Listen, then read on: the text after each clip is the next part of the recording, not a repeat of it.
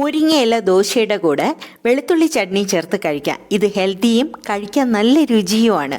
ദോശ മാവിലേക്ക് മുരിങ്ങയില ചേർത്ത് മിക്സ് ചെയ്യാം. എന്നിട്ട് ചൂടായ പാനിൽ നല്ലെണ്ണ ഗ്രീസ് ചെയ്ത് 1 സ്പൂൺ ദോശമാവും മുരിങ്ങയിലയും ചേർന്ന് കൂട്ടൊഴിച്ച് പരത്താം.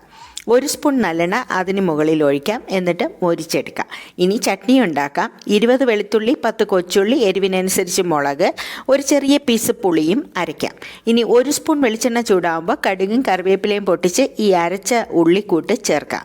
ഒന്ന് മിക്സ് ചെയ്തിട്ട് പാകത്തിന് ഉപ്പും ഒരു ടൊമാറ്റോ പേസ്റ്റ് ആക്കിയതും ചേർത്ത് നന്നായി തിളപ്പിച്ചെടുത്ത് നല്ല മൊരിഞ്ഞ മുരിങ്ങയില ദോശയുടെ കൂടെ കഴിക്കാം.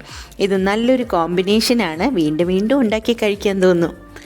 മുരിങ്ങയില കഴിച്ചാൽ എനർജി ലെവൽ കൂടും.